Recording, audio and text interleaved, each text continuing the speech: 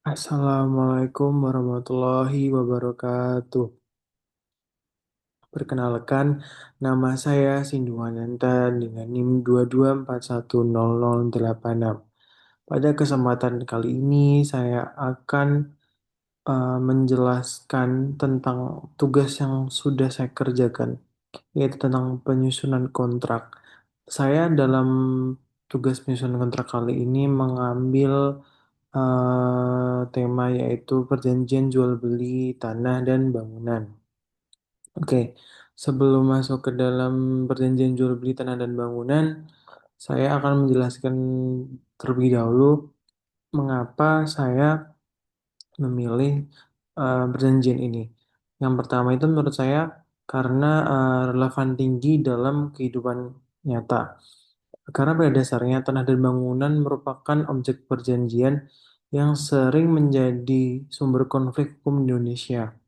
Dengan memilih tema ini, saya berharap bisa memahami dan mengantisipasi berbagai potensi permasalahan hukum yang sering terjadi. Kemudian kompleksitas hukum pertanahan di Indonesia.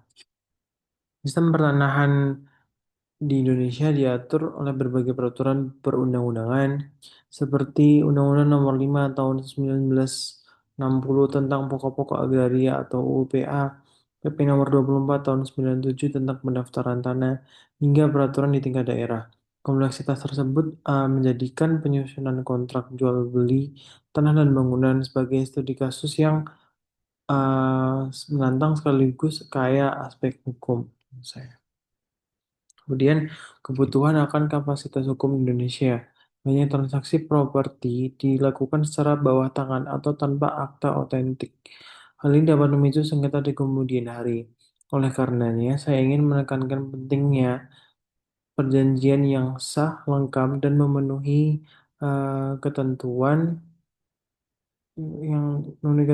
hukum agar menjamin kepastian dan perlindungan hukum bagi para pihak. Kemudian adapun menurut saya nilai lebih dari tema ini saya ambil yaitu pertama tingginya nilai ekonomi dan potensi sengketa. Tanah dan bangunan merupakan aset yang bernilai tinggi. Oleh karenanya kontraknya harus disusun secara hati-hati agar tidak menimbulkan kerugian atau konflik. Banyak kasus perdata di pengadilan Indonesia yang berkaitan dengan sengketa tanah, sehingga pemahaman mendalam atas kontraknya menjadi nilai lebih. Kemudian mendukung upaya sertifikasi dan legalitas aset. Dengan perjanjian yang benar dan akurat sah, proses pendaftaran dan sertifikasi tanah dapat berjalan lebih lancar, yang pada akhirnya mendukung program pemerintah dalam penertiban aset dan peningkatan PAD atau pendapatan asli daerah. Kemudian kontribusi terhadap literasi hukum masyarakat. Adapun kontrak yang jelas itu dapat mudah dipahami dan meningkatkan kesadaran hukum masyarakat, terutama dalam hal pentingnya membuat perjanjian tertulis yang sah dan tidak sekadar berdasarkan kepercayaan semata. Kemudian saya akan menjelaskan tentang perjanjian jual beli tanah dan bangunan yang saya ambil di sini. Saya mengambil dengan latar tempat itu di Yogyakarta pada tanggal 14 Mei 2025. Dengan pihak pertama itu bernama Samsul Hadi sebagai PNS dan pihak kedua itu bernama Nur Aini, pekerjaan berwira swasta. Kebetulan di perjanjian jual beli ini keduanya sama-sama bertempat tinggal di Yogyakarta kota.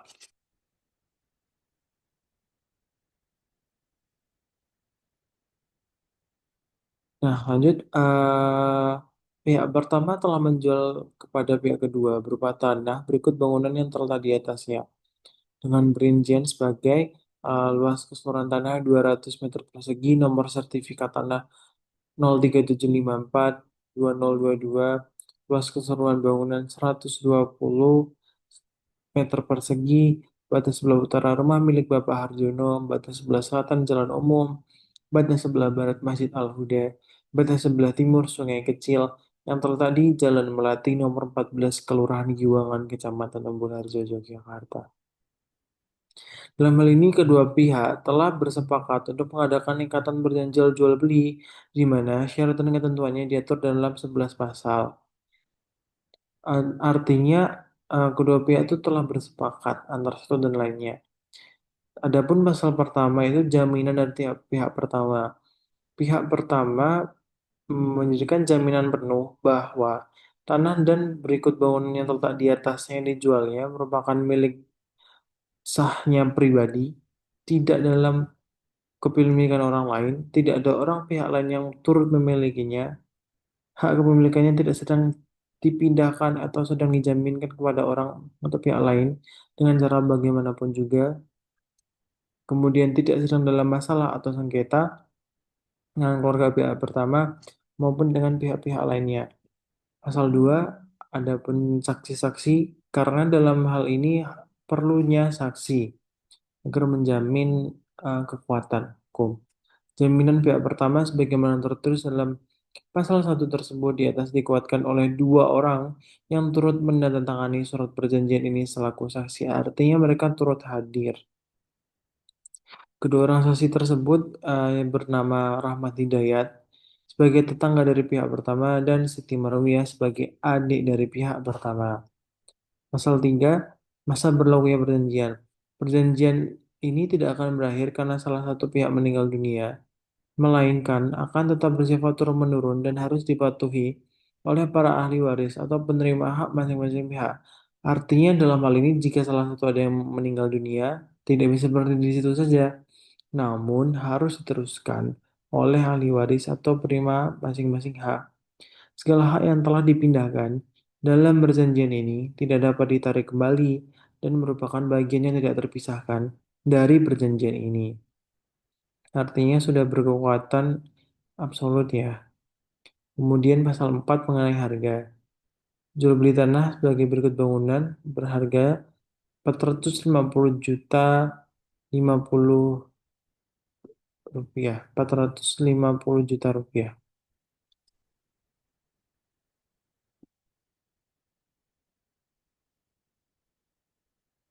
Pasal 5, adapun cara pembayaran. Untuk pembayaran tanah berupa bangunan di atasnya, yang kedua menerapkan cara pembayaran dengan syarat dan ketentuan yang telah disepakati juga oleh pihak pertama.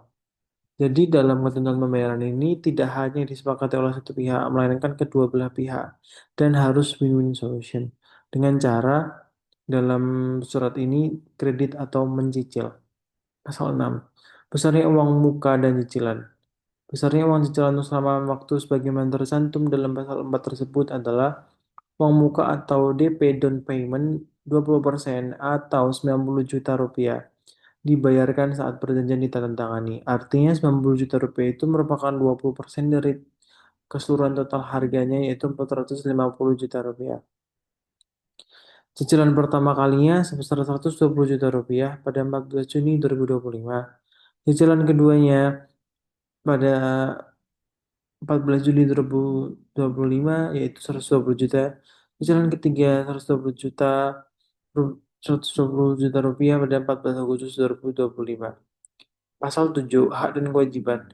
Selama proses pembayaran belum lunas, maka hak kepemilikan atas tanah berikut bangunan yang terletak di atasnya masih merupakan hak pihak pertama. Dalam hal ini, misalkan belum lunas tanahnya, artinya itu tuh masih dikepunyai oleh pihak pertama secara sah.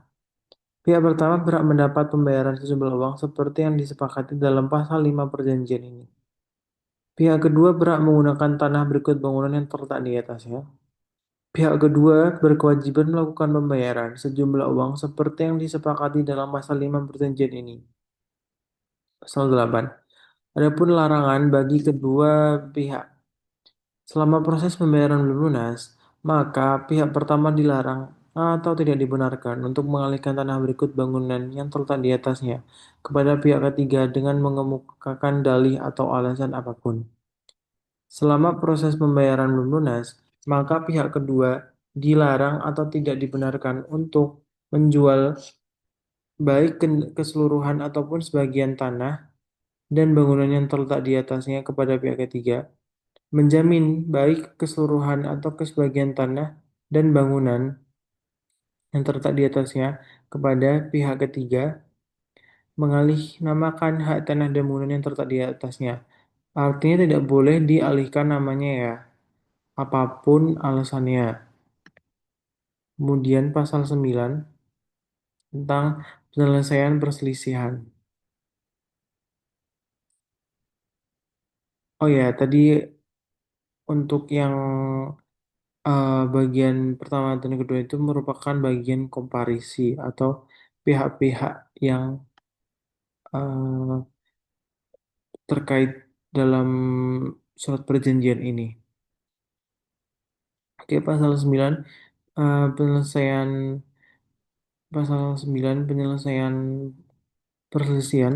Apabila terjadi perselisihan dan tidak bisa diselesaikan secara kekeluargaan ataupun musyawarah untuk mufakat, kedua belah pihak bersepakat untuk menyelesaikannya secara hukum, dan kedua belah pihak telah sepakat untuk memilih tempat tinggal yang umum tetap di kantor Pengadilan Negeri Yogyakarta.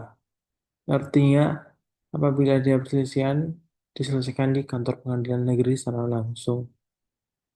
Pasal 10, hal-hal lain, hal-hal yang belum tercantum dalam perjanjian ini akan dibicarakan serta diselesaikan secara kekeluargaan melalui jalan musyawarah untuk mufakat oleh kedua belah pihak.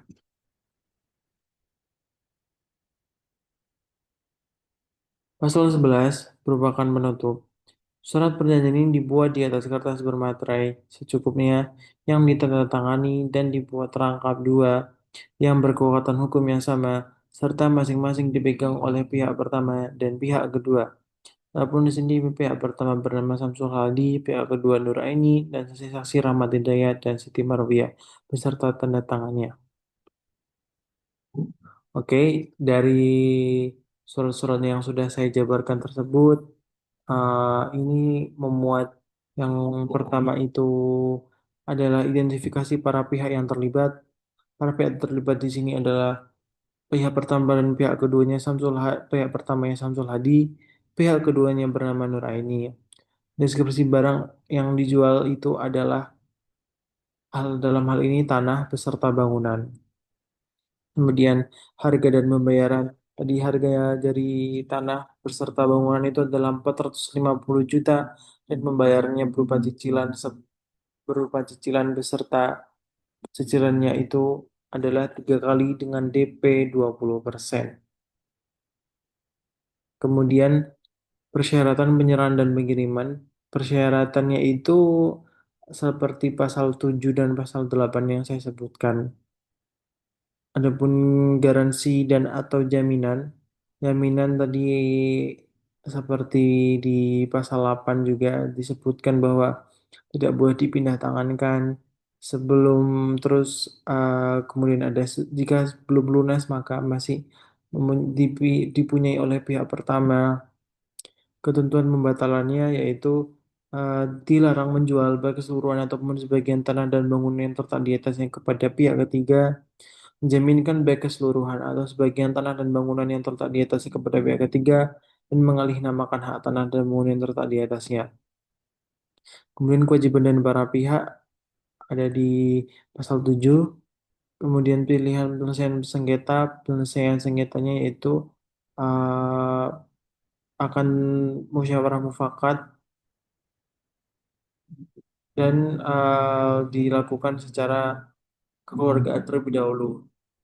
Namun jika tidak bisa diselesaikan secara kekeluargaan, maka terpaksa diselesaikan melalui Pengadilan Negeri Yogyakarta.